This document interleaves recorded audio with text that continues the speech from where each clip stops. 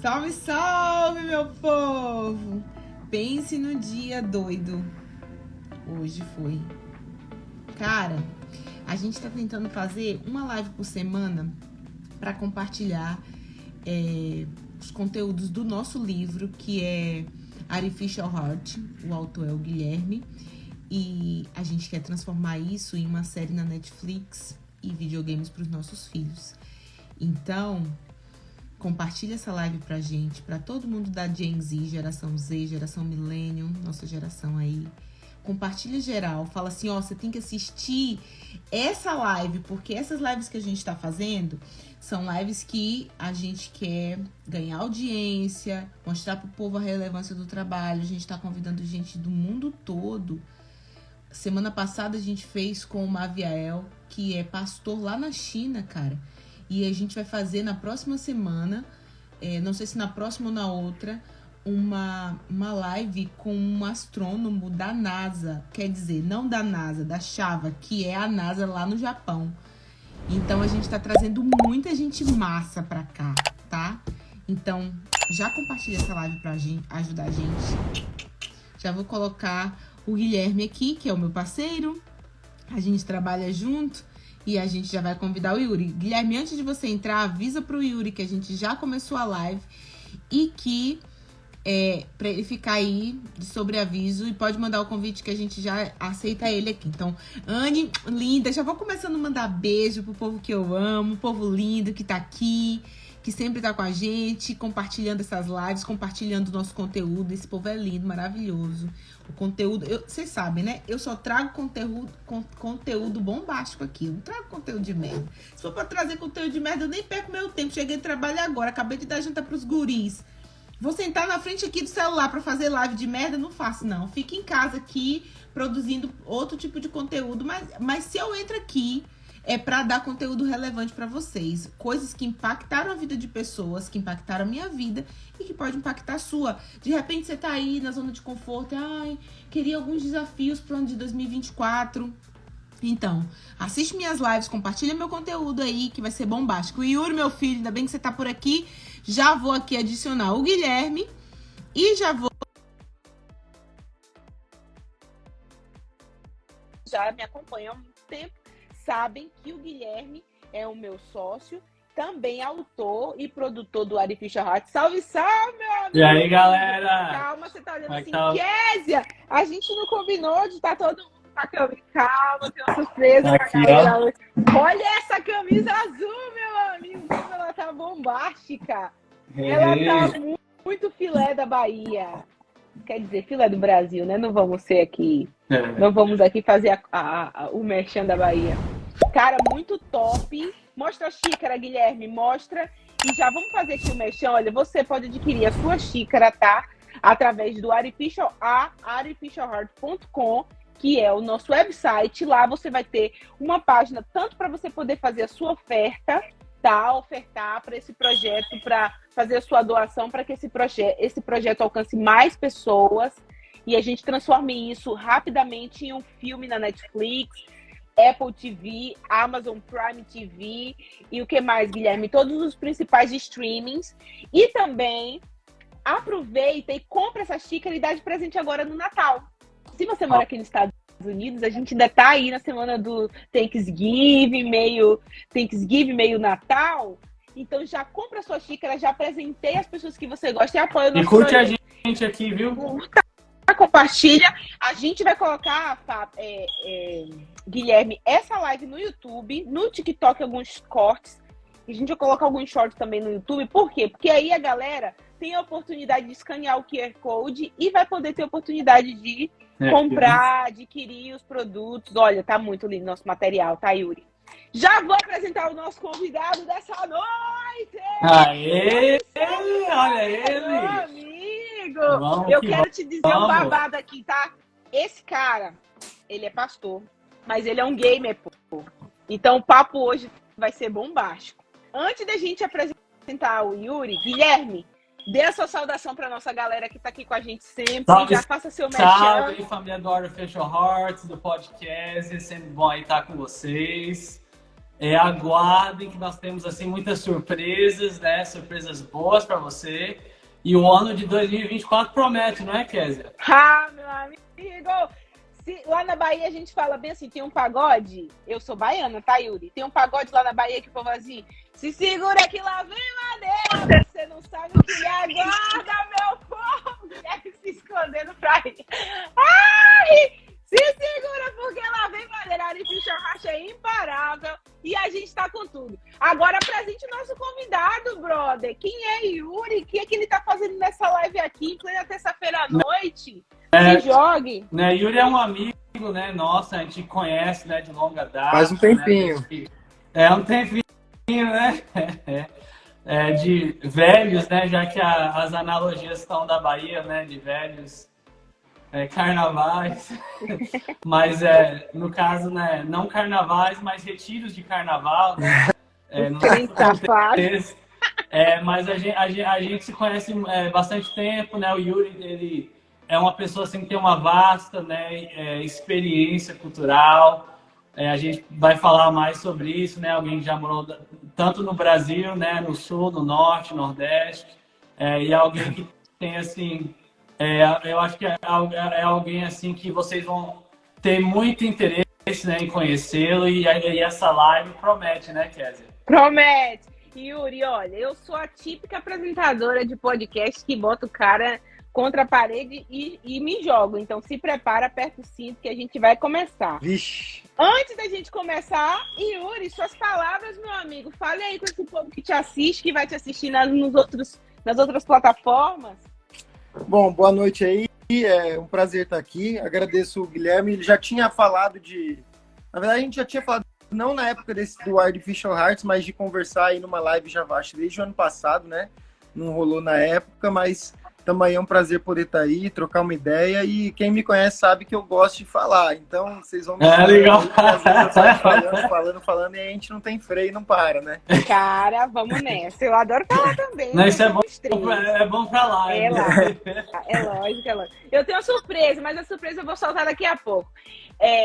Então, pra gente começar a nossa live, assim, oficialmente, fala um pouquinho quem é você, onde você nasceu, quais são os impactos de ser um pastor da nova geração. Uma pergunta, não precisa dizer a sua idade se você não quiser. Você é um Gen Z ou você é um millennial?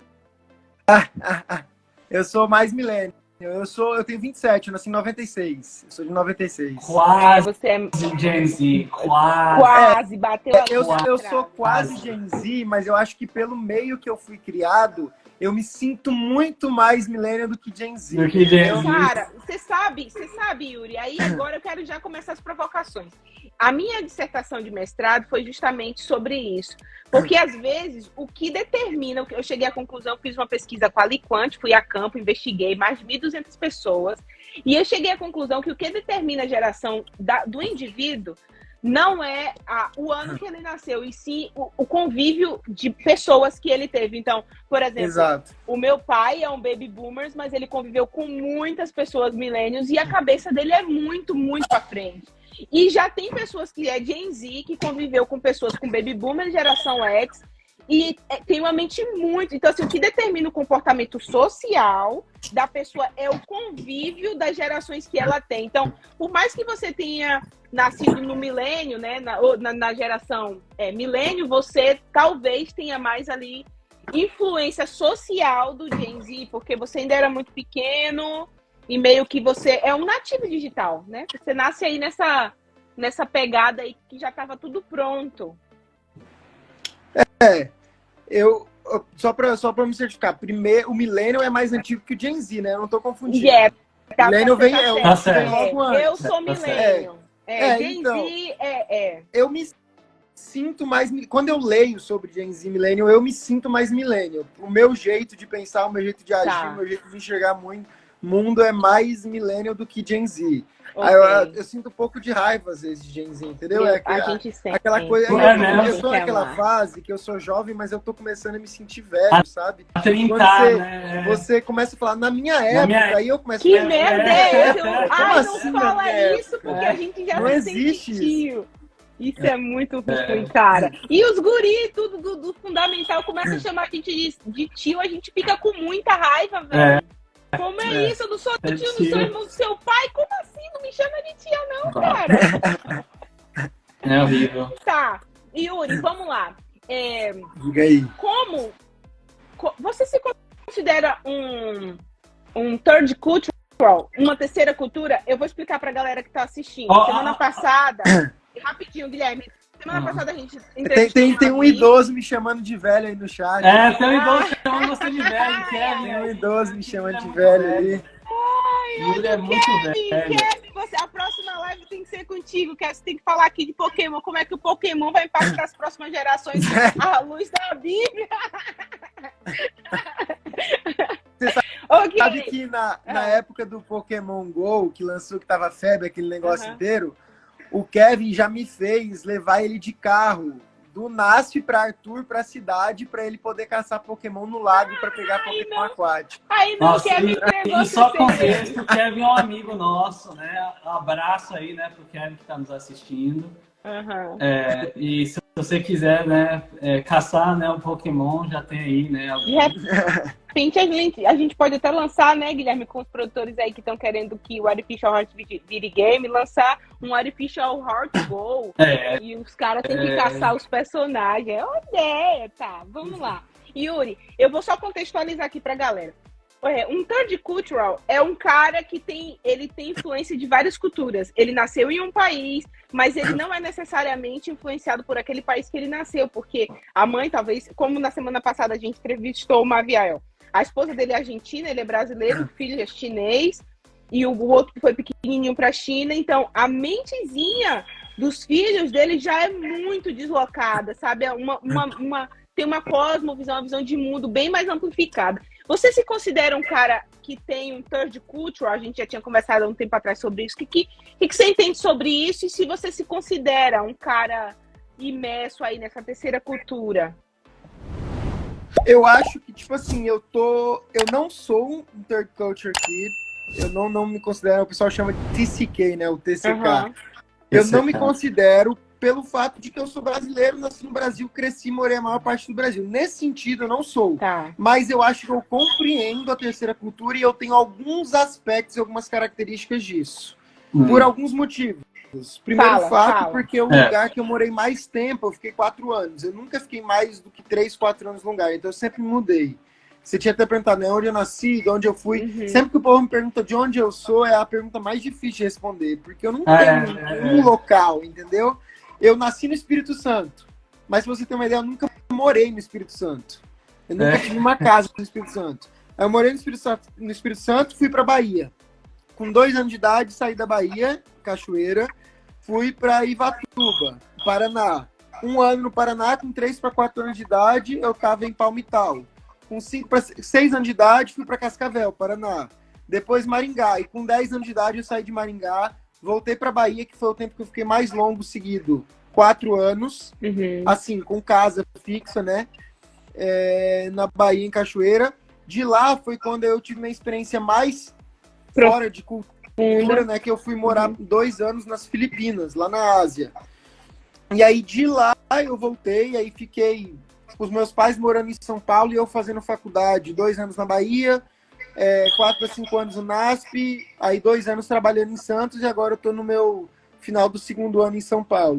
Então, tipo, isso traz um aspecto de muita mudança. E o outro aspecto é porque os meus 2 anos, por mais que tenham sido poucos nas Filipinas, não era uma ideia, tipo assim, eu tô nas Filipinas, eu tô no meio dos filipinos. Eu morei num ambiente onde tinha pessoas de mais de 70 países diferentes, dentro do mesmo contexto, no mesmo lugar, que não era muito grande, era um lugar que você conhecia todo mundo.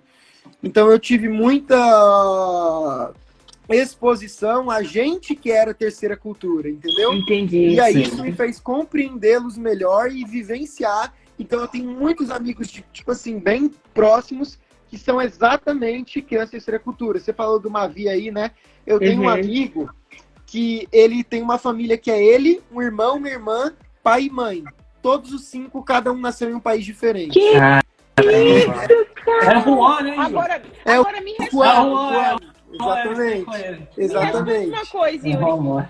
Dentro de uma casa que... Você vai até responder isso pra galera. Vocês podem mandar as perguntas de vocês, tá? dentro de uma casa que as pessoas são de diversos contextos culturais, países e ritmo, tudo, cultura, tribo, língua, etc.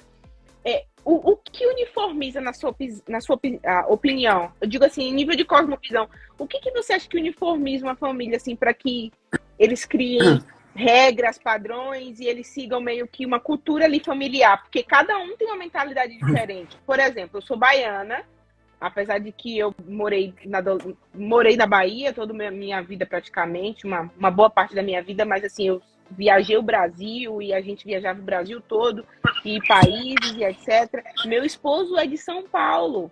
Quando a gente casou, a gente sentiu o impacto cultural dentro da família, porque a gente estava criando novas regras ali, a regra agora do casal, que não era mais Kézia, não era mais Jamilson, e aí, tipo, a gente via que tinha um embate no começo, porque são culturas. O que você sente? E o que você diria pra galera que quer viajar a outros países? Qual a primeira coisa que eles deveriam aprender? E primeiro responde o impacto que é dentro da família, ser de várias culturas. E depois, a galera que quer conhecer outros países, o que você aconselharia?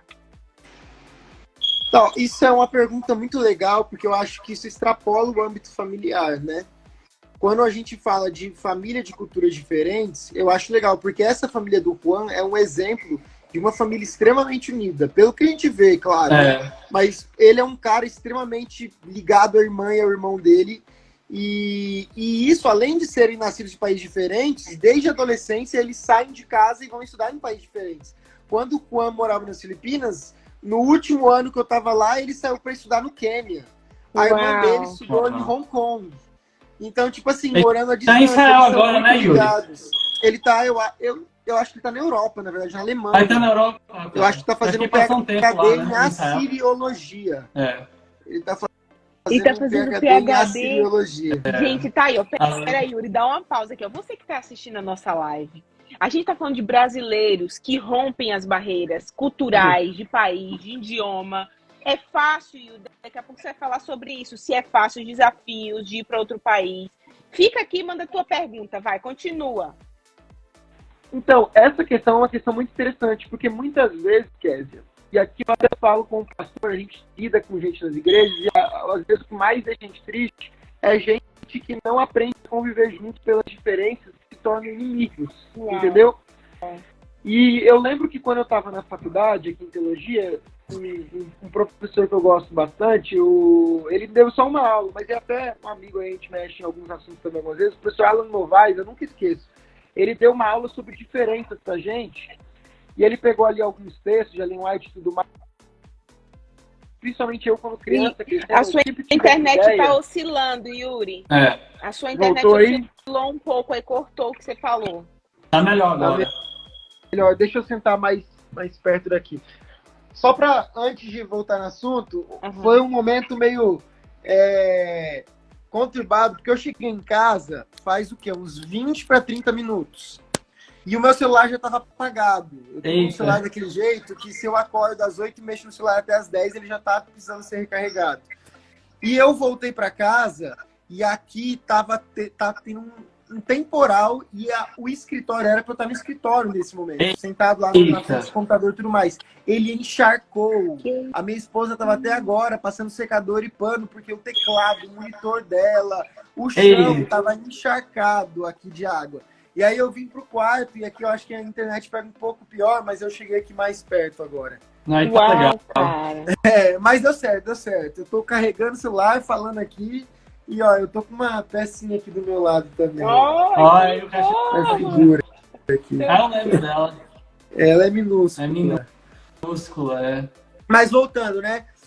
Quando eu lido, às vezes, com questão de pessoas na igreja, às vezes essa questão de diferença bate muito. Tem pessoas que se tratam de uma forma que é aquela coisa, qualquer coisinha mínima que aconteceu, eu já tô contra aquela pessoa, porque já tem um histórico, né?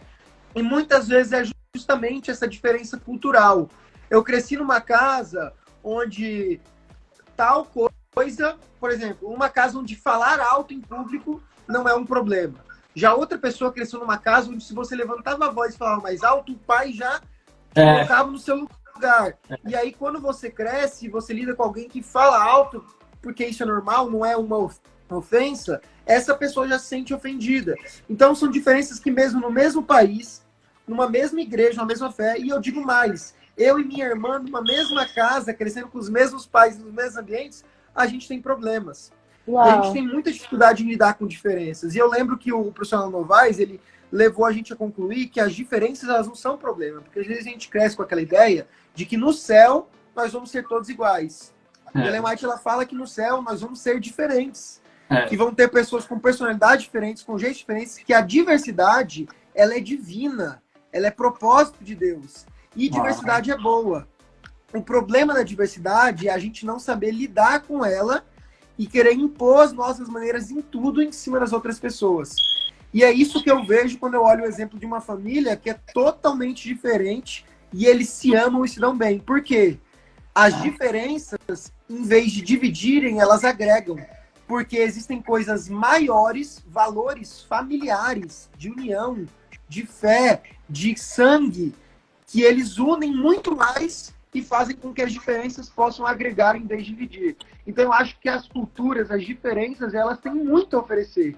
O problema é que a gente enxerga elas como problema porque a gente não está disposto a abrir mão do nosso eu, do nosso jeito.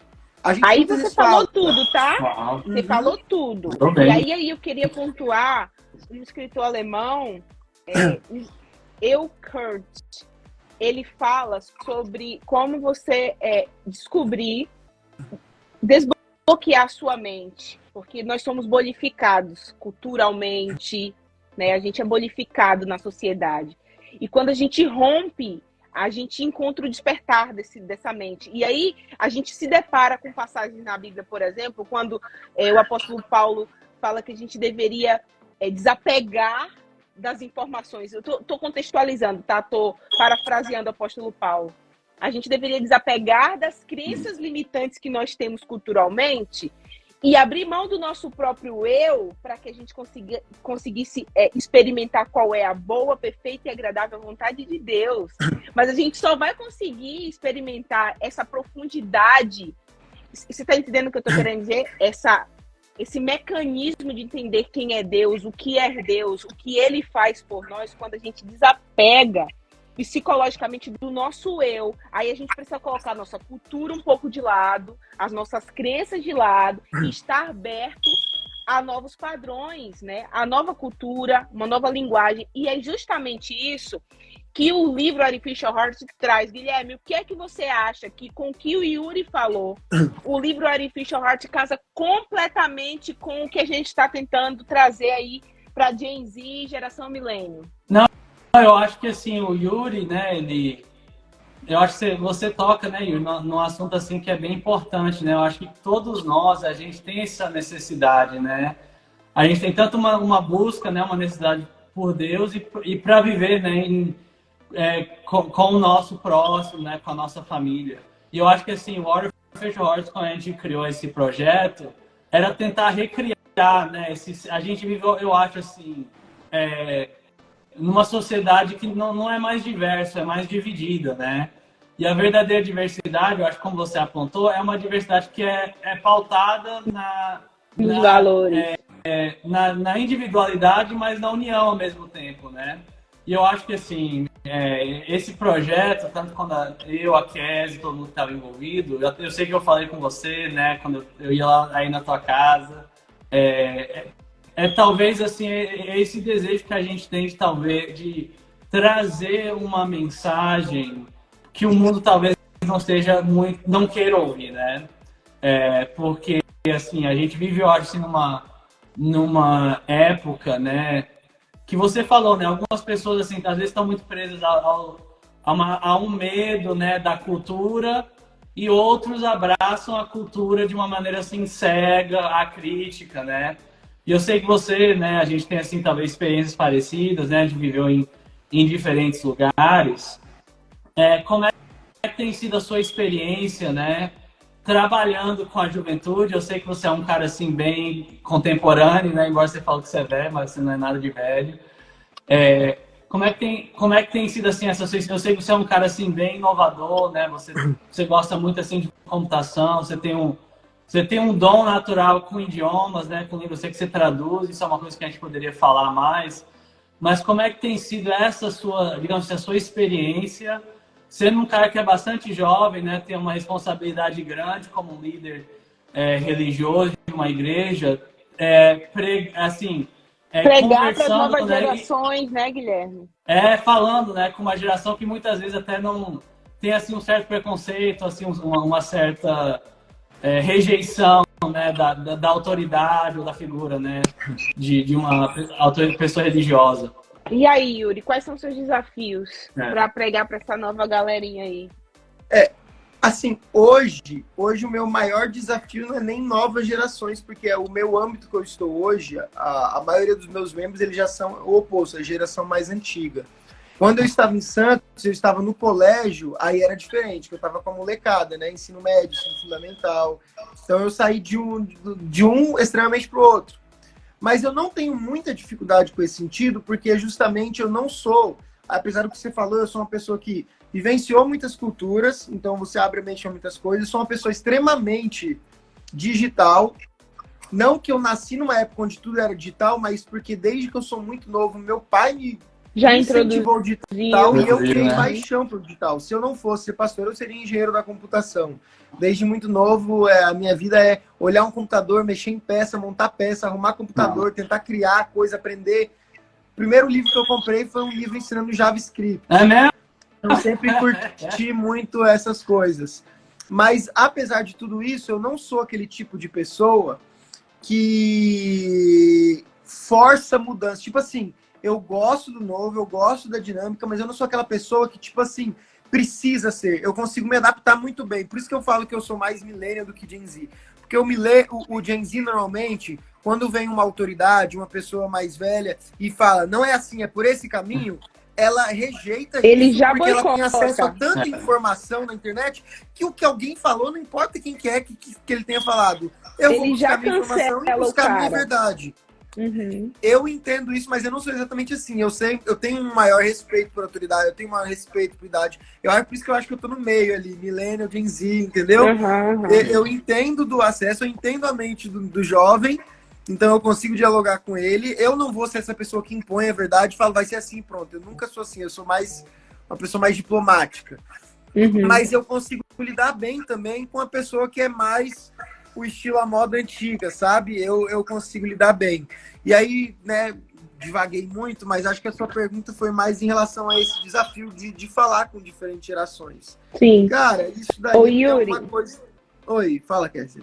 Olha, leva pro eu queria... que eu divago muito. Tá. Não, é bom. Também, a gente está tendo uma conversa aqui com o TDAH. O TDAH, ele começa um ponto e vai lá e volta e vai e volta. Tá tudo na pegada aqui, tá tudo você já me diagnosticou em 10 minutos. Todo mundo, amiga, tá todo mundo assim, entendeu? A gente tem essa pegada também. É o seguinte, Yuri, eu fiquei aqui pensando que eu coloquei proposital o título da nossa thumb, que é Pastor e Gamer. E para mim é muito extraordinário trazer essa perspectiva. Eu vou te dizer o que aconteceu. A gente teve um jantar aqui em casa agora no Thanksgiving. Olha esse babado.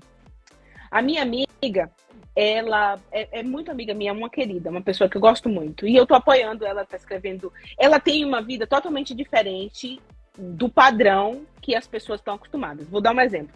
Ela faz homeschooling com os filhos desde sempre. O mais velho está com 8 anos e os meninos, ela não pretende mandá-los para a escola por enquanto. Então, ela alfabetiza as crianças em casa. Ela é vegana, ela não dá nada de alimento, carne ou animal para as crianças. Então, ela tenta manter... Ela está fazendo da casa dela um laboratório. Por que eu estou contando isso? Ela me perguntou assim, Kézia, eu acho massa o que você está fazendo, mas eu não entendo o que é o Artificial Heart. Você poderia me explicar? E aí eu queria mostrar a surpresa que eu tenho. Eu botei o pijama só pra poder causar, entendeu? De chegar no meio da live e começar a tirar roupa. Não totalmente, viu, amor? Não é totalmente, não. Parcialmente. Então já tô aqui com a minha camisa, que é o escudo. Somos da Tuba Artificial House. Brincadeira. Brincadeira. Mas aqui, é o seguinte. Voltando aqui ao assunto, porque a gente divaga também. Ela chegou pra mim e falou assim, Kézia, eu queria entender o que é o Artificial Heart. Só que ela já tava meio que... Ela queria entender pra ela dar a opinião dela. Vai ouvindo. Aí eu falei para ela assim, que é um livro baseado no livro de Dostoiévski, Irmãos Karamazovski, onde a gente traz uma releitura totalmente contemporânea, né? HQ, história em quadrinho, mangá, e a gente tem propostas para lançar o livro nos principais streams americanos, Netflix, Amazon Prime TV, Apple TV, Paramount Plus. A gente já está dialogando com essa galera, porque como a gente mora aqui nos Estados Unidos, então a gente consegue dialogar com muita facilidade e fluidez com a galera daqui. E aí a gente também está dialogando com a galera que tem interesse em transformar o livro, depois de streaming, a gente vai fazer provavelmente 2 temporadas de 8 episódios cada, em um videogame. Aí eu vou chegar no ponto porque pastor e game. Cara, eu tenho meu filho mais velho, tem 10 anos, o Guilherme conhece, o guri é um gênio, assim, ele é totalmente nativo digital e o guri tem uma cabeça, assim, totalmente voltada para game, e ele fica tentando investigar quais os games cristãos que tem relevância para ele. Ele chegou para mim e falou assim, nenhuma, mãe. É tudo, desculpa a expressão, ele falou, é bosta, muito ruim. Muito ruim. Só que a gente quer trazer uma perspectiva de jogo cristão numa pegada muito top. Por quê, Yuri? Eu sou mãe de um guri de 10 anos e outro de 4. Eu quero que meus filhos cheguem e assistam esse tipo de conteúdo na TV, conteúdo com valor. Eu quero que meus filhos peguem o Nintendo deles, o PlayStation, desemera qual empresa, e eles joguem jogos que levem a mente deles, porque, inclusive, eu até mencionei na live passada que a Harvard está desenvolvendo pesquisa junto com a Cambridge, que o game está ajudando pessoas com TDAH, com autismo e com outros dificuldades né? Eu não sei como é que eles chamam agora aí. Não é dificuldade de aprendizagem, porque eles são considerados meio gênios sociais. O que os videogames estão elevando a mente dessas pessoas para um outro level, outro nível de raciocínio, sabe? Raciocínio lógico, matemático, raciocínio cognitivo. E agora eles estão trazendo emoção para desenvolver o que é o coeficiente de emoção para dentro do jogo. Então, como você que é um gamer nato, desmontava computador, videogame, entende tudo, de todas as gerações de videogame, etc., como você acha que isso pode impactar o Artificial Heart, por exemplo, que é o que a gente está produzindo? Pode impactar as próximas gerações? Será que tem relevância? Será que teria mercado para isso? Qual a sua sugestão? Vamos ouvir aí, né? Cara, Gamer, esse assunto é bem interessante. Assim, eu não sei se a maioria do público aqui é cristão. A cristão eu creio que sim, mas não sei se no meu Instagram cara. Não é não. É não. No meu Instagram... Tá. Mas assim, então, contextualizando, dentro do meio cristão, mídia é uma coisa extremamente polêmica. E quando você vai para game, fica um nicho mais especificado ainda, onde a grande massa enxerga assim, isso daí é para viciar e você vai mexer com coisa do capeta, né? Assim, claro, eu tô satirizando um pouco, mas por onde eu começaria? Eu acho que essa é uma questão extremamente importante, Kézia, porque assim, em primeiro lugar, eu acho que gamer é uma palavra forte, porque eu não sou aquele cara que zerou tantos jogos, não sei o que. Eu jogo, eu tenho conhecimento no mundo gamer, então eu acho que dentro da faixa de pastor e cristão eu já sou meio gamer, mas dentro do mundo eu sou um gamer de baixa qualidade, assim. Eu também. Não joguei muitos jogos. Eu também, eu sou mas, assim, live, então eu sou gamer assim, também. O que eu penso? Dentro do meio evangélico, essa polêmica, entre aspas, assim, sobre assunto, eu não falo só de game, eu falo de mídia no geral. Filmes, séries, HQ, mangá, no geral.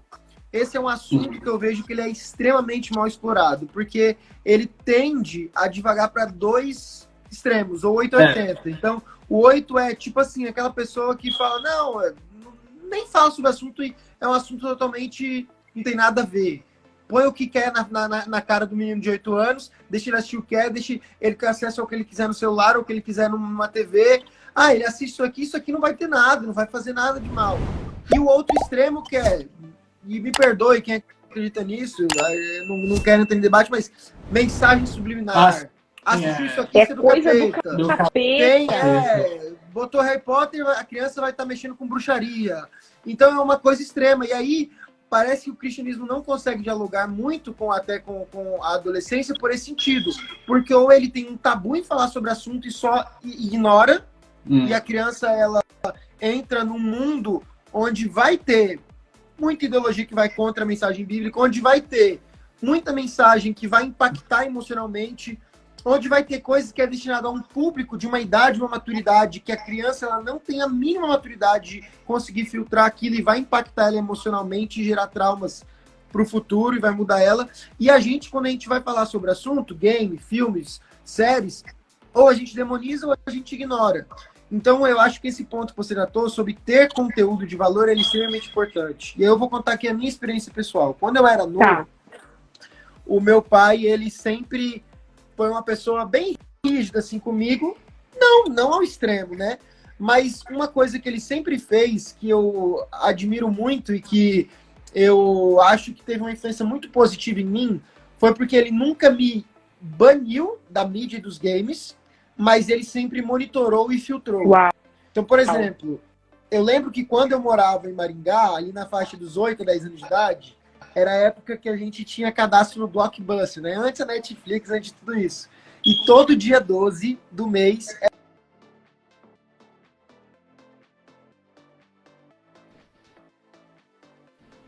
12, né? Que representando o Dia da Criança. Uhum. E aí, quando eu ia lá alugar filmes, e qualquer coisa que eu jogasse, assistisse, tinha que ser dentro da faixa etária permitida e meu pai iria ver antes o que seria. Sim. Então, até quando eu ia de férias, às vezes na casa de um parente que os filhos assistiam de tudo, o meu pai não deixava. Mas ele não me barrava de participar disso. Então eu criei gosto por jogo, eu criei gosto por mídia, eu criei gosto por cultura pop, mas eu sempre estive assistindo coisas que a minha mente conseguia assistir.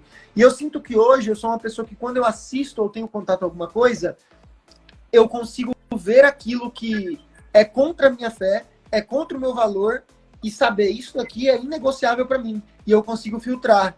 E ao mesmo tempo, se tem alguma coisa que eu posso tirar algum aprendizado, se é alguma coisa que eu posso aprender, isso me ajuda a conseguir tirar um valor daquilo. E aí, meu isso, filho, eu acho isso que é fenomenal. Eu acho que isso é o nível 1, que a gente nem isso às vezes consegue 2. fazer no nosso meio. O nível 2 já é o que você está apresentando. A gente conseguir introduzir a nossa mensagem, o nosso valor dentro da cultura também. Porque, na verdade, esse é o nosso... É a nossa comissão. A gente tinha isso, né, cara? Pregar o evangelho. Como que a gente prega o evangelho? Opa, usando os agora, meios calma que a gente aí. tem. Segura. Cara, aí eu cheguei pra minha amiga e falei assim, porque ela tá entrando na mídia social agora, então ela não gostava, não usava, bania todo tipo de mídia. Ela ia para outro extremo. Só que eu fui mostrando para ela que a gente precisa usar as ferramentas atuais para a gente pregar o evangelho. Porque não tem relevância, não fará nenhuma relevância usar os métodos que nós aprendemos antigamente, ou que nossos pais aprenderam, para a gente poder falar sobre valores tradicionais, valores, sabe, levar Deus para as outras pessoas. Não vai, as pessoas não vão decodificar, principalmente as novas gerações. Então a gente usa os mecanismos atuais e traz a relevância que é o nível 2 que você está falando, que é o que a gente está tentando contextualizar. A gente está contextualizando o material que a gente tem com valores tradicionais, valores cristãos, usando as ferramentas atuais.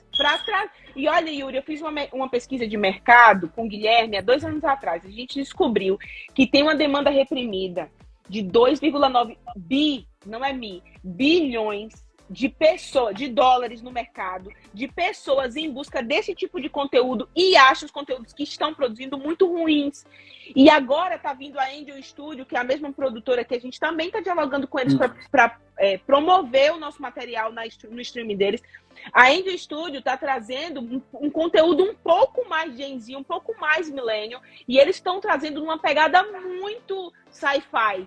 Aí eles pegaram, tipo, Gabriel, no contexto que Gabriel defende, diversos contextos que Gabriel defende, entra e ele fala com Maria, só que ele traz num contexto sci-fi. Meu filho viu aquele e falou, mãe, isso é muito triloco. Ele ficou fissurado.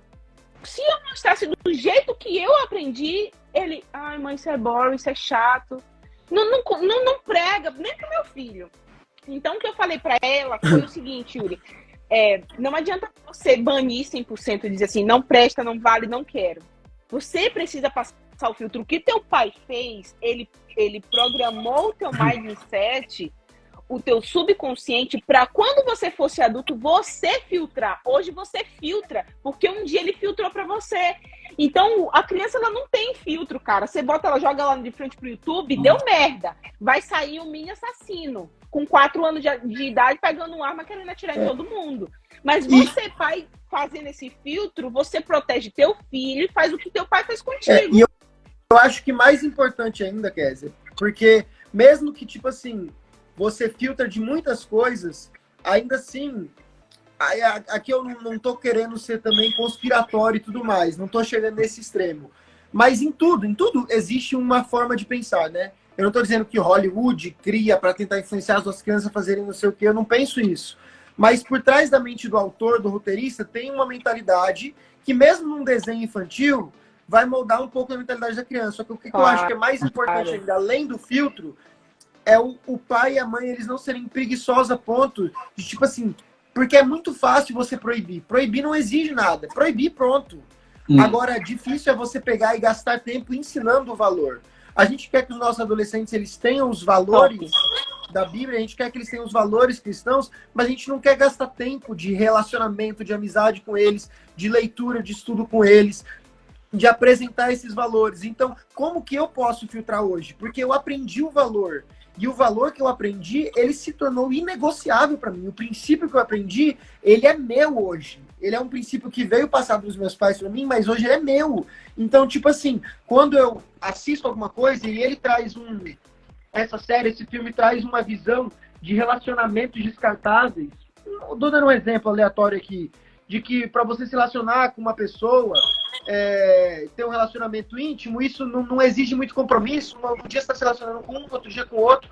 Como que eu sei que esse valor que eu assisto hoje, você vai assistir uma série? Isso é normal. Você se relacionar com uma pessoa aqui, uma outra pessoa ali, uma outra pessoa ali. Isso é uma coisa assim, do dia a dia. Essa é a mentalidade. Não é como que eu sei que isso não é normal para mim? Porque eu aprendi esse valor, eu aceitei esse valor, eu entendi esse valor, e quando eu agora sou exposto à mídia, porque não adianta eu querer proibir a criança e o adolescente de mídia por completo, porque no mundo de hoje isso é impossível. A criança vai para a escola tá botando tablet. Você vai fazer um trabalho de pesquisa, você vai mexer no Google, você vai ter acesso à mídia, não importa, vai estar lá. Então, em vez de apenas proibir, é o filtrar, trazer conteúdos bons e ensinar os valores para que eles estejam acima da mídia que você terá exposta, para que ela te influencie até certo ponto, mas que você tenha os seus valores acima desses aspectos. E olha, Yuri, e proibir, colocar essas crianças dentro de uma bolha, na minha opinião, como educadora, como mãe, não é a melhor alternativa. Nunca vai ser. Porque no momento que você coloca dentro de uma bolha, você não vai conseguir manter aquela criança dentro daquela bolha para sempre. No momento que essa bolha estourar, tudo que você proibiu aquele indivíduo de não ter acesso, ele vai querer ter com todas as forças do universo que ele puder. Ele vai querer comer tudo, ele vai querer fazer tudo. E aí é o perigo, porque assim, é melhor a gente soltar, dando limites, ensinando o caminho e a tomada de decisão. O que você falou, cara, é muito profundo para um cara de 27 anos de idade. Porque a gente precisa ensinar as nossas crianças a tomar decisões quando estiverem com os pais ou quando os pais não estiverem no cenário. Porque às vezes eu falo pro meu filho assim, Yuri, filho, eu não vou estar aqui contigo para sempre. Então, no momento que a mamãe não tiver, você precisa saber fazer suas escolhas. E eu preciso te ensinar como fazer suas escolhas. Eu tenho que respeitar o que você gosta, o que você quer, a sua identidade. Mas eu também preciso dizer que o que não agrada a Deus, o que agrada a Deus. E você precisa escolher. Só que esse é um caminho extremamente árduo. Porque eu, particularmente, venho de uma geração que meus pais não dialogavam muito. Meus pais não dialogavam muito comigo. E eles impunham as coisas sobre mim. E quando eu saí dessa bolha da autoridade deles, eu quis fazer tudo o que eles me proibiam de fazer. Isso é um grande perigo. E eu vejo os pais hoje, da nova geração, inclusive, reproduzindo esse erro de forma inconsciente. O que você acha? A gente adora criticar a geração mais nova e ver todas as falhas dele. Mas sabe um erro da geração ali pré...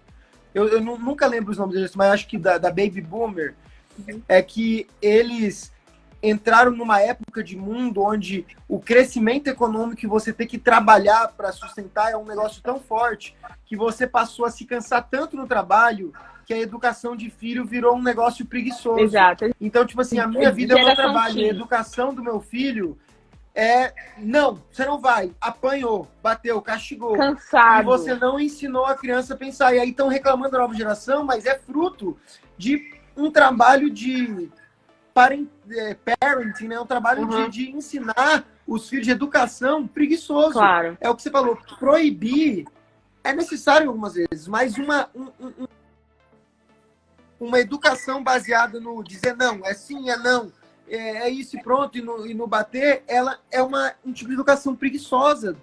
É fácil você proibir. Porque você não leva o indivíduo à tomada de decisão, ao estado de consciência. Só que quando o indivíduo cresce e ele tem valores totalmente diferentes dos seus, você fica revoltado. Só que você nunca gastou tempo com o seu filho ou sua filha para transmitir esses valores, para poder passar eles para frente. E como que você quer que um filho tenha os seus valores só proibindo ele de ter contato? Não existe isso. Quando você proíbe muito, é o que você falou, 1, 2, ou a pessoa vai se revoltar e vai fazer o que quer, ou ela vai virar uma pessoa totalmente alienada do mundo, cheia de problemas psicológicos no futuro e traumas, e achando que o mundo inteiro é horrível e ela que é a pessoa perfeita no mundo.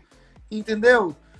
Então você tem que ter um tipo de educação que ela não é a esse ponto de ser proibitiva, mas também, óbvio, não liberal ao ponto de você não passar os valores. Esse que é o ponto. Cara, essa live aqui, ela tem que ser compartilhada geral. Olha aí, ó, você, pai e mãe que tá assistindo essa live, que vai assistir, você precisa compartilhar essa live. Porque a gente tá falando aqui de um milênio Gen Z, vamos colocar assim, falando pros novos pais. Você nem tem filho ainda, né, Yuri?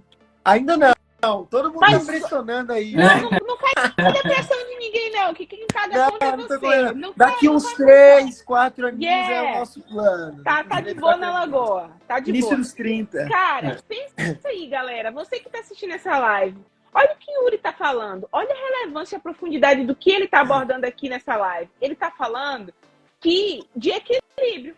Eu resumo o que você tá falando, Yuri, em equilíbrio. Porque não adianta a gente não impor limites, como, por exemplo, a gente tem um caso de Will Smith, Jada, a esposa deles, que eles falam que eles nunca puseram regras nem limites para os filhos. Eles usaram os filhos como laboratório e queria ver o que dava. Eles falaram, a gente nunca colocou regra, eles queriam fazer, a gente deixava eles fazer tudo que eles queriam e a gente estava ali sempre por perto e a gente soltou. E aí depois eu assisti uma live dele na mesa vermelha, que a esposa dele tem um podcast no Facebook, que ele fala assim que o maior arrependimento dele e dela foi nunca ter imposto limite sobre os filhos. Porque isso causou um sofrimento tão grande, inclusive, para o filho dele, que ele tentava ajudar o filho e ele não sabia como. E que o próprio filho falava assim, pai, foi sua culpa, porque você não me ensinou quando parar e como parar. Ele fala, velho, da cara do pai. E o pai chora, o Will Smith chora. Então, assim, a gente tá falando aqui de ponto de equilíbrio. A gente não precisa necessariamente ser como o Will Smith, soltar, liberar geral, solta aí, faz o que quer, come o que quer. Vou ali, vou dar um rolê, fica aí, filho de 2 anos em casa, fica aí, tô dando rolê, come o que quiser, entendeu? A gente não tá falando disso, mas a gente também não tá falando de pais extremistas que não pode nada, não sabe, e não deve nada e bonificar essas crianças. Eu acho que o ponto de equilíbrio é o extremamente saudável. O que nós, do Artificial Heart, a gente está tentando promover, a gente está com uma equipe de 20 pessoas, Yuri, trabalhando com a gente, assim, produzindo esse material, dialogando com empresas. Você que quer ser um ajudante, não você, Yuri, necessariamente, mas você que está assistindo a live ou que vai assistir, que quiser ser um apoiador desse projeto, quer que seus filhos, ou seus filhos dos seus amigos, ou até você mesmo que está assistindo, um conteúdo com valor, tá? Para você poder assistir com sua família, sem, feche os olhos porque essa cena você não pode ver. Videogame, você poder jogar, zerar o jogo, falar assim, cara, esse jogo me edificou. Eu nunca assisti. Olha que eu jogo, Yuri. Eu jogo Free Fire, eu jogo um monte de jogo, mas eu nunca joguei um jogo para dizer assim, Mario Kart, eu jogo com o Jamilson aqui. Eu nunca joguei Mario Kart para dizer assim, esse jogo me edificou. Eu saio do preenchido. O jogo me edificou ficou, mas o momento com a família de diversão, pelo menos, ela vale a pena. Ó, a gente sabe que todo mundo aqui é TDAH, quando o assunto é falar sobre game, a gente falou de tudo menos de game, né? Todo mundo aqui é TDAH, isso não deu. É verdade. Mas clickbait, voltando né, pro velho? assunto dos games, né? Eu tenho uma história engraçada. Eu não sei se o Guilherme sabe, mas ele faz parte dessa história de qual foi um dos motivos que eu comecei a ter... Assim, eu já tinha um contato, mas que eu comecei a criar gosto com o jogo. Quando eu tava lá na Bahia, na época do IEM, eu tinha o quê? 12 anos de idade, 11 anos de idade, e comecei a ficar de namorico, sabe? Comecei a namorar uma menina e... Muito novo, mas era tipo assim, aquele namorico totalmente inocente, diferente de muita coisa que eu amo aí nessa idade. Era aquele namoro de dar mão, sabe? Um negócio extremamente... Só que os pais, eles não sabem como que é, ficam preocupados. E o meu pai que contou isso recentemente, né? Ele conta isso. Meu pai é pastor também, ele conta isso num sermão. E eu descobri depois essa história, recentemente. Quando eu comecei a ter esse namorinho, ele tentou me proibir. E ele viu que eu reagi mal a proibir esse namoro. Então ele adotou uma estratégia diferente. Ele sabia que eu gostava de jogar Mario Kart. Na época eu jogava já o Mario Kart do Nintendo 64. Com os meus amigos lá em casa. E aí ele falou, vou tentar arrumar pra jogar com o Yuri no domingo. Porque o domingo era o dia de sair pra ir namorar e tal. E aí ele começou a convidar os meus amigos, inclusive o Guilherme, a jogar um jogo que ele viu que ele achava interessante, que era o Age of Empires. E aí eles juntavam um monte de amigos, era 4, 5, 6, 7, 8 amigos, montavam uma LAN e a gente ia jogar online o domingo inteiro. E aí quem disse que eu queria sair pra ir conversar com a menina? Eu queria ficar com meus amigos jogando. Nessa até o meu pai criou gosto pelo jogo. E até hoje, eu e meu pai, quando a gente se reúne nas férias, a gente junta com meu tio, com meu primo, monta os computadores um do lado do outro e vai jogar alguma coisa junto, é nosso momento. Pai, filho, família e tudo mais. Começou por parte dele com deixa eu tirar o meu filho do namoro precoce e gastar tempo de qualidade com ele. E se tornou um hobby que ficou aí pra sempre. Cara, olha que massa, Yuri. Não sei se você tá acompanhando aí nas mídias, tá tendo muita polêmica de que as pessoas estão falando assim, o amor é livre, que é válido todo tipo de expressão de amor. E isso eles levam em consideração, colocam dentro dessa frase os seguintes critérios. Um adulto ou uma pessoa bem mais velha, de idade, que quiser ter relação com uma criança, é liberado com expressão de amor. E aí a gente entra em termos de pedofilia. A gente entra em outro aspecto que é extremamente polêmico, de crianças de 11 anos de idade. Um cara, acho que de 16 anos, estava namorando com uma menina de 8 anos. E o povo na mídia perguntou assim, cadê a mãe dessa menina? 8 anos, ela não sabe o que é sexualidade ainda. A parte do cérebro dela responsável para desenvolver a sexualidade não desenvolveu para ela estar falando em namoro. E o menino dorme com ela em casa. Então, assim, a gente tá falando de uma coisa, Yuri, assim, que seu pai, ele teve muita sabedoria, pô. Porque o indivíduo, ser humano, a despeito de idade, de geração, homem e mulher, se atraem. Isso aí é da natureza humana. E aí eu não tô entrando aqui em questões de gênero, tá? Porque aí a conversa de gênero já é para outra live. Tô falando geneticamente. Geneticamente. Guilherme tá querendo fugir. Porque essa live aqui, se soltar qualquer coisa aqui, vai ser um nível de cancelamento internacional. Eu acho importante que você falou. Eu, pessoalmente, que eu expressando a minha opinião, né? A gente respeita a diversidade de opiniões. Mas é o que você falou, essa ideia de que ela é uma frase muito comum, né? Todo tipo, como quer... Toda expressão de amor é válida. É válida, toda expressão de válida. Eu respeito quem pensa, você é livre para pensar como quiser, mas eu respeitosamente discordo. Até porque a forma que eu fui educado é que a vida, ela precisa de limites. Tudo precisa de limites. E o amor, ele precisa de limites também. Tal qual o mar precisa do seu limite, senão ele rompe a sua barreira, o seu limite e destrói tudo que tem pela frente.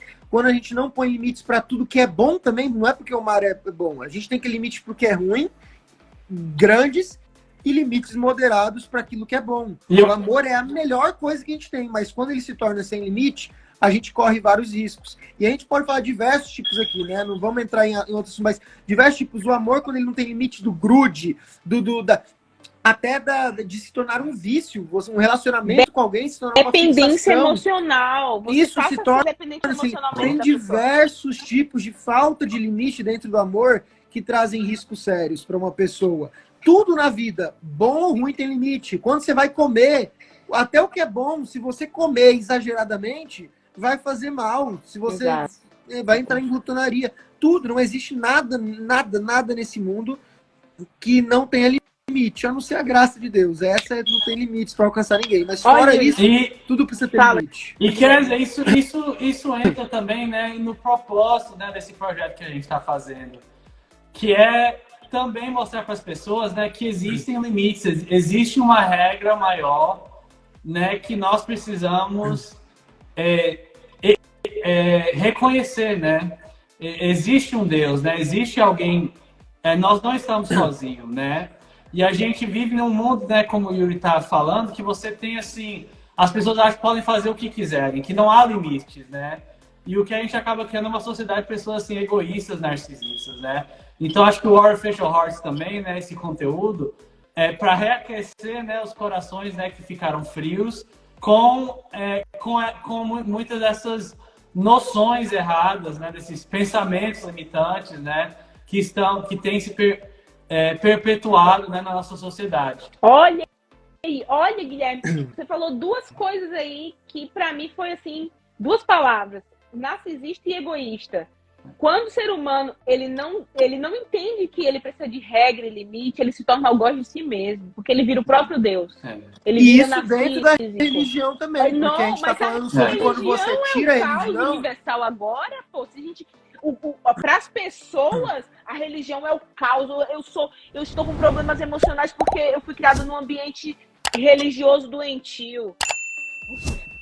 Fala, Yuri, sobre isso. Não. O que eu tava falando é que a gente tá falando no sentido quando tem ausência de religião, mas dentro da religião também tem isso. Tá, Também. Tem tá muita nos dois gente que extremos, né? usa a Bíblia, usa a palavra de Deus da forma mais equivocada possível. E eu me arrisco a dizer que isso é pior, porque quando você põe o nome de Deus para fazer aquilo que tem a ver com o seu próprio interesse, você usa o nome de Deus para satisfazer si próprio, isso é pior do que você excluir o nome de Deus, Exato. na minha opinião. E é uma coisa que a gente encontra muito. Então eu acho que assim, quando você fala, a gente fala, foi a religião que me causou isso, a religião... Pode até não ter sido 100% verdade, mas pode ser que tenha certa verdade, porque existe muita gente, e não é a religião em si, mas foram pessoas que ela encontrou dentro da religião que dizem que seguem a Deus, mas até o seguir a Deus é para satisfazer a sua própria vontade. As práticas da religiosidade. E aí a gente cai em um ponto que é o egocentrismo humano, porque tudo é uma questão de ego, Yuri. Tudo que a gente está dialogando aqui, a gente cai em um ponto. Se a gente fosse colocar um highlight para essa live, seria o ego humano.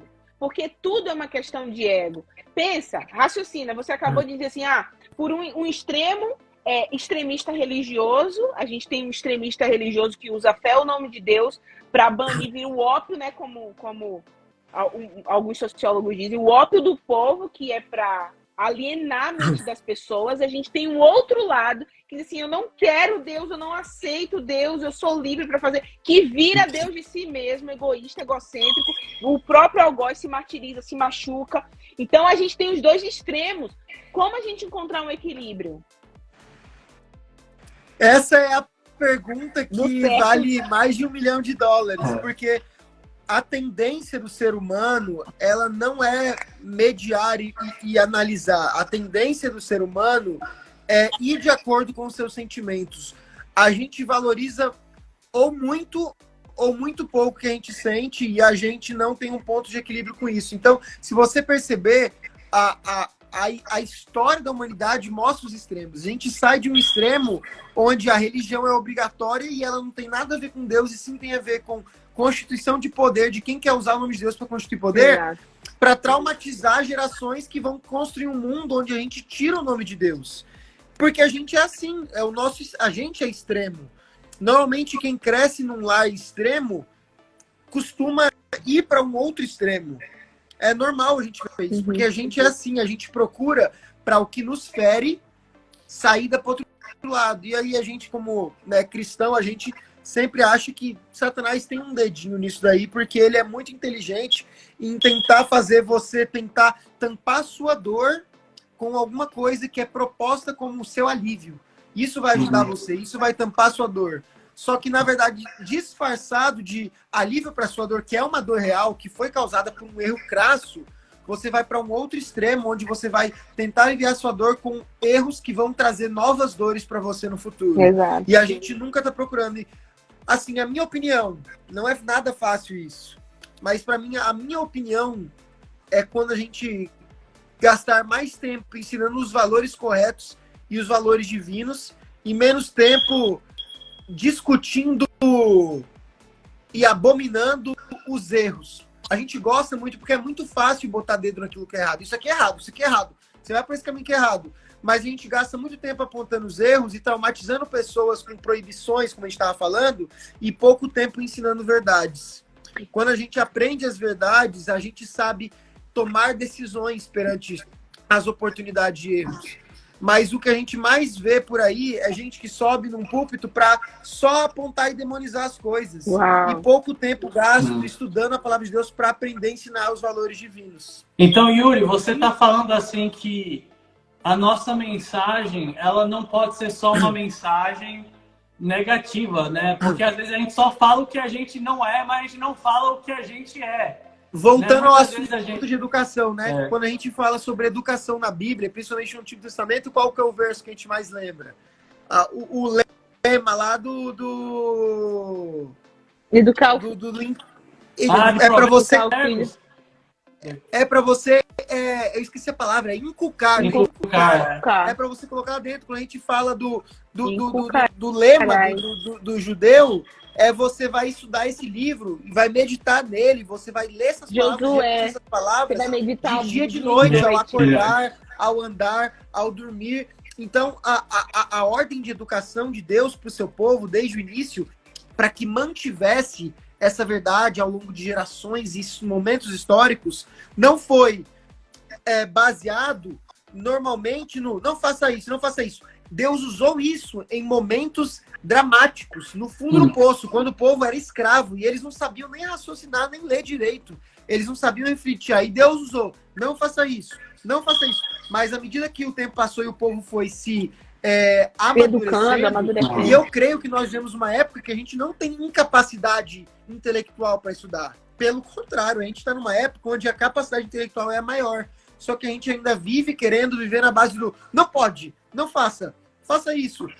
Em vez da época do estude essas palavras, durma com elas, viva elas. E se a gente tivesse mais jovens, adultos, idosos, que gastassem tempo estudando essas palavras e não estudar essas palavras para eu justificar o que eu penso e o meu gosto em cima dessas palavras, mas para que essas palavras moldem o meu pensamento e o meu gosto, eu acho que a gente teria um mundo que seria melhor nesse sentido que você falou. Eu acho que esse seria, mas isso é um ponto que é extremamente difícil. Yuri, você acha que os pais, essa história de inculcarás, eu acho isso legal. Inculcar, se você for ver a origem da palavra, é falar repetidamente, não parar de falar. Você acredita que nós paramos de contar as histórias, as nossas histórias, as histórias dos nossos antepassados para os nossos filhos? Você acredita que isso, por conta de... Eu também vejo também um outro ponto, sabe? Que os pais estão um pouco com medo de alienar os filhos e, por conta disso, abominaram as histórias que nós somos educados. E achei tão relevante isso que você falou, assim, cara, a gente precisa parar de focar no que é negativo, porque tem gente corrupta em qualquer lugar, tem gente que usa a palavra de Deus para ganhar dinheiro, fazer... como fala? Mercenarismo. Não, mercenário. Comodificação do evangelho? Comercialização do evangelho. Então, a gente vê indivíduos fazendo isso, isso é um ponto muito negativo. A gente vê histórias dramáticas de abuso, inclusive dentro de várias instituições religiosas. Agora, não significa, porque existem essas pessoas que estão fazendo o que é errado, estão fazendo o que é ruim, que está machucando, inclusive, outras pessoas de outras gerações, não significa que o que é certo não pode mais ser contado. E eu achei muito, muito pontual isso que você falou, porque você acredita que nós paramos de contar as histórias por conta desse medo social? Eu acho que tem muitos motivos. Um dos motivos é o que eu mencionei sobre a questão da preguiça de educação de pais e filhos. Outra questão é porque é o que eu falei, é muito mais fácil você proibir. Agora, o que eu levo a refletir, né? O que seria um mundo ideal? Quando a gente fala que o assunto do Artificial Hearts é cultura, né? Trazer valores dentro da cultura pop, dentro da cultura geek, dentro daquilo que tá na mídia, né? Uhum. O que seria um mundo ideal? Um mundo ideal onde a nossa juventude, ela não consome nenhum tipo de mídia, ou um mundo ideal onde a nossa juventude, a gente pode confiar que ela consuma mídia, porque isso não vai deturpar os seus valores, porque ela tem esses valores. Isso aí Entendeu? foi profundo. E se esse é o mundo ideal, como que a gente tem agido para levar esse mundo ideal para se tornar uma existência?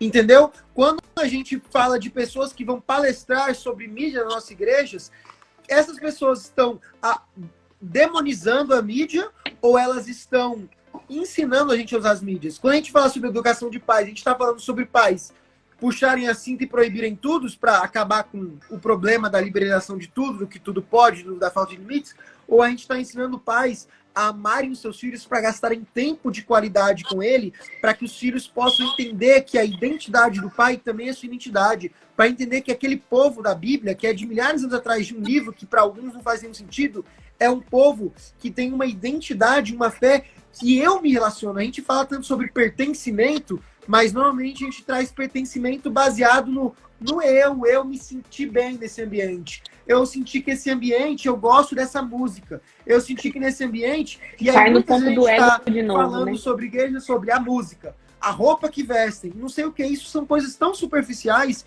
e o pertencimento deixou de ser por... Quando eu estudo esses valores, eles têm a ver com os meus valores, a identidade desse povo, dessa história de 5 mil anos atrás, de 3 mil anos atrás, de 2 mil anos atrás. São pessoas que compartilham a minha visão e a minha esperança de ver Jesus voltar, de ter um mundo melhor, de amor, de justiça, de misericórdia. Entendeu? Eu acho que esse é o ponto principal. A gente parar de focar no superficial, parar de focar nas aparências e trazer os valores de volta. Porque quando a parte interna ela está em dia, a parte externa ela passa a ser uma coisa detalhe, entendeu? A gente para de querer criticar o outro pela roupa que ele veste e começa a estudar o nosso valor e ver se essa pessoa compartilha do nosso mesmo valor. Top. Top, top, top. Olha, essa live aqui foi incrível, tá? É justamente... Obrigado, viu, Yuri? A gente Ok, tá isso eu que tentando agradeço. propagar. Nossa, foi maravilhoso falar contigo, Yuri. Vamos marcar outras lives, tá? Tamo aí. A gente tá fechando a agenda com a galera. Quem sabe uma para falar de game, né? Porque essa não falando nome de game. Mas olha, a gente tem que fazer o seguinte. A gente vai separar, vamos fazer assim, a gente separa os games que são cristãos, que a galera tentou trazer essa pegada meio que Sim. cristão para dentro do jogo, e a gente pode ir discutindo os pontos do jogo que a gente pensa que pode ser relevante pro próximo Posso fazer jogo. um merchan? Claro, joga. Pode, faz, não. Um merchan que não tem nada a ver comigo. Não tem nada a ver comigo. Mas alguns perguntam, né, existe alguma coisa de games? A gente, óbvio, você falou que o público não é, mas existe alguma coisa de games dentro do mundo cristão? Existe uma iniciativa muito nova, muito crua, que o NASP começou. Eu acho que começou com uma parceria com a Associação Geral, ali que tem o Heroes, né? Que vocês conhecem o Associação Geral Heroes, da tudo bem? Igreja dos Adventistas do Sétimo Dia, gente. Só pra dar, exatamente. pra explicar Existe um selo chamado Save Point. Se você pesquisar aí, eu não sei exatamente qual é a arroba, mas no Instagram tem Save Point. O que é o Save Point? É um selo gamer do NASP, que ele está começando principalmente por games analógicos. Quando a gente fala de gamer, a gente pensa muito em jogo digital, mas eu sou um gamer analógico também. O que é o game analógico? Jogos de tabuleiro modernos. Sim. Eu tenho uma coleção de jogos de tabuleiros modernos. O Guilherme, quando veio aqui a última vez, ele jogou um jogo com a gente. Eu amo jogos de tabuleiro, jogos de carta. E esse selo, a ideia deles, hoje no momento, todo sábado, o NASP abre um espaço, que é uma ludoteca, com jogos bíblicos de tabuleiro e jogos que são abstratos, usando temas bíblicos para fazer funcionar e os alunos podem jogar. E eles lançaram o primeiro jogo deles, bíblico, que é um jogo de cartas com o tema dos desbravadores. Quem criou esse jogo é o Edu Reis, O Edu Reis, ele hoje vive de criar jogos de tabuleiro. Esse foi o primeiro que ele fez com tema cristão, mas ele faz jogos também de temas de natureza, aleatório. Ele vive de vender e criar os seus jogos. Ele é artista 3D e ele é desbravador. Fica o convite aí, né, Kézia? E ele Vamos criou trazer ele pra ele, de esse repente, jogo. trazer essa perspectiva, Show. né? eu não conheço muito bem, mas eu tenho o contato dele aqui. Ah, Tem o Instagram beleza. dele aí, é focado nisso, Edu Reis. E se vocês abrirem o Save Point, o pessoal do NASP, o Eric, o Max, e o professor que eu mencionei no início, o Alan Novaes, ele é o responsável por essa parte do NASP que vai criar jogos. Eu tô até com um sonho aí, eu tô com uma ideia de um jogo que eu vou criar no futuro para tentar lançar com eles, sobre o povo no deserto, fugindo os 40 anos vagando no deserto, indo para Canaã, um jogo assim. E só um parênteses importante, não são jogos de quiz, você não precisa conhecer a Bíblia para jogar. É um jogo de estratégia num ambiente temático da Bíblia, onde você vai jogar e vai ganhar quem jogar melhor. Só que à medida que você joga, você vai se inserir no tema e as cartas vão ter conteúdo que vão te fazer aprender algumas coisas da história e ter curiosidades da história. Olha que legal, já tem pessoas alinhadas com essa ideia que a gente está propondo, né? Aqui nos Estados Unidos, a gente vê muito a galera do Angel Studio, principalmente, focando muito em produzir esse tipo de conteúdo. Então, tem uma galera que já está voltada mais para isso. De repente, o mercado americano ele é um pouquinho mais agressivo do que o mercado brasileiro, por conta também, vamos falar real, né? É recurso que movimenta o mercado, é dinheiro. Então, aqui a gente tem mais acesso, a gente vê as coisas assim. Para você ter ideia, quem fez a arte do Artificial Heart é o artista da Marvel. Ele é que tá fazendo. O cara é o artista que faz. Desculpa, Kézia, é o primeiro também brasileiro a ter uma publicação pela Dark Horse, que é uma das maiores gráficas, né, de HQ do mundo. Então, o cara é o cara que tá fazendo, assim, uma arte pura pra gente, sabe? Sem inteligência artificial. Nossa arte não é inteligência artificial. É desenhada no mesmo padrão Marvel. Então, a gente está propondo... Você vê, Yuri, tem pessoas dessa pegada, nessa geração, com essa mentalidade, querendo produzir esse tipo de material para as novas gerações. Cara, eu te agradeço muito por estar aqui com a gente nessa live. Só mostrar o merchan aqui, ó. Mostrar. Esse é o joguinho aqui, tá vendo? Aqui é a minha pequena coleção de jogos de tabuleiro, ó. Tem um pouquinho aqui. Não, massa. Deixa eu ver, peraí, filma devagar pra gente ver. Deixa eu virar a câmera que fica melhor, que eu filmo, ó. Olha... Eu tenho alguns desses não, mas parecidos, só que em inglês. Detetive. Esse Detective eu tenho. Esse não é tem o Monopoly. Mas ó, esse daqui é o jogo dos bravadores. Cara, eu lembro quando eu era pequeno, a gente se sentava no sábado à tarde e jogava quarteto. Vocês já jogaram quarteto? Quarteto mágico! Cara, deixa eu te falar. A gente amava se divertir aí. E o jogo simplesmente é pegar uma carta e passar pro lado. Não tem nem muito jogo. Isso daqui é um joguinho simples de carta, mas estratégico, que não é só passar a carta pro lado, onde você vai montar uma unidade dos bravadores, é a unidade com mais pontos de excelência que é o jogo. É estratégia, é divertido, é simples.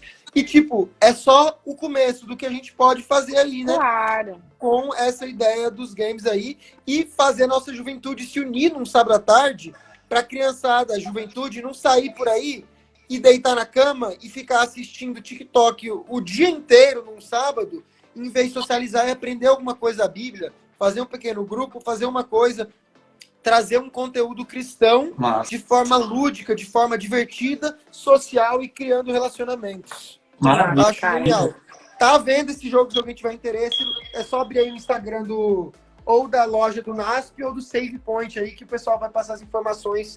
Acho que já tá vendendo no site já. $3.000 você me está me devendo por ter feito merchan por mais de 30 segundos no meu Instagram. Manda a conta lá pro NASP. Manda a conta pro NASP. Vou mandar. Eles têm que me pagar. Gente, obrigado porque vocês ficaram conosco. Obrigado porque você compartilhou essa live. Geralmente a galera assiste muito depois, né? Porque o nosso horário, por exemplo, agora, Yuri, aqui, Chicago, 7 horas da noite, Chicago, 8 horas de Nova York, Guilherme tá em Nova York. Brasil já são 10 horas, então assim, a gente só tem esse horário pra gente fazer e depois a gente faz os cortes e lança nas mídias. Ajuda a gente a divulgar também, é importante que esse conteúdo chegue ao maior número de pessoas, porque o que a gente está promovendo aqui é um material e conteúdo com muita relevância para as famílias. Valeu, Perfeito. Yuri, um abraço. Tamo junto. Obrigado, Abraço. Kessa. Obrigado, Guilherme. Boa noite, Boa quem tá noite. aí com nós. Boa Um noite. abraço, Até minha mais. esposa, e até mais. Fancy. Tchau, tchau. E você que está aqui com a gente, mostra a xícara, Guilherme. Olha, Mostra a nossa xícara. Você pode adquirir a nossa xícara, tá? Através do nosso site, artificialheart.com. Aproveita e compra, né, Guilherme? A gente está com algumas Claro. promoções aí de Natal. Aproveita e já compra. A gente não tem só xícara, porque a gente está mostrando as xícaras, porque as outras ficam lá via dropshipping. Mas a gente tem as camisas, a gente tem os ruis, olha a camisa. A gente tem na cor preta, que é essa aqui que eu tô. Ou na cor azul. A azul é mais linda, velho. Eu acho a azul muito linda, velho. E é toda subliminada, cara, ó. Ela tem uma citação de Dostoiévski na parte de trás, é muito linda. A gente tem o Huri, que é o casaco com capuz. A gente tem as garrafas térmicas também, caneta, capa para celular, case. A gente tem todo o material para você poder adquirir. Vai na nossa loja, entra, adquire, dá de presente para sua família, apoia o nosso projeto. E tamo junto. E aí, Guilherme, suas palavras aí finais. Pessoal, por favor, a gente pede aí, apoie esse projeto. Se você está cansado, né, de dar o seu dinheiro para empresas que não compartilham seus valores, né, nós estamos aqui para te ajudar, né, para promover entretenimento, né, que tem valores, né, tradicionais religiosos, com os quais, né, você possa e a sua família, né, se entreter. Valeu, Guilherme. Tamo junto. Abraço. Na próxima semana a gente vai ter uma estudante de uma das principais universidades aqui dos Estados Unidos, Princeton, a Alana. E aí eu já vou dar spoiler aqui bem curtinho, mas aí durante a semana eu vou falando mais sobre a nossa próxima convidada no podcast Artificial Heart. E tamo junto e é só o começo. Beleza. Valeu, Guilherme. Abraço. Tchau, galera. Valeu, pessoal. Abraço. Tchau, tchau.